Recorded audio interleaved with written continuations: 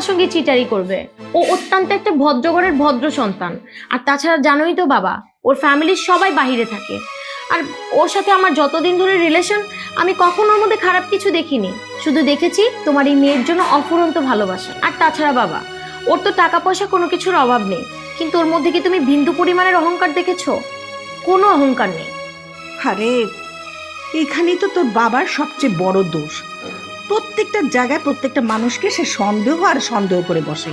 আরে এত বড়লোক একটা ছেলে আমাদের মেয়েটাকে বিয়ে করতে চাচ্ছে, এটাই তো আমাদের কপাল।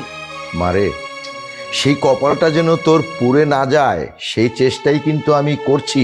আর হ্যাঁ, যে ছেলের সাথে আমি তোর বিয়ে ঠিক করছি বা কথাবার্তা চলতেছে, তারা কিন্তু খুব ভালো।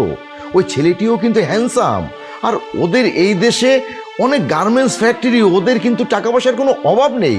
তুই ওই সংসারে গেলে মনে হয় সুখী হবি মা। তাই মা, আমি বলি কি, ওই ছেলেটিও কিন্তু বলেছে তোকে বিয়ে করে তোকে লন্ডনে নিয়ে যাবে। তাই মা, আমি বলি কি, আর একটু ভেবে দেখ। থাক বাবা, আমাকে ওই লন্ডনের ছেলের সাথে বিয়ে দিতে হবে না তোমার।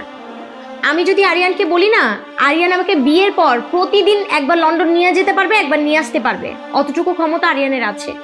আর এক জায়গায় পড়ে থাকবো আমি লন্ডনে গিয়ে। আরিয়ানকে বললে আরিয়ান আমাকে সারা বিশ্ব ঘোরাবে।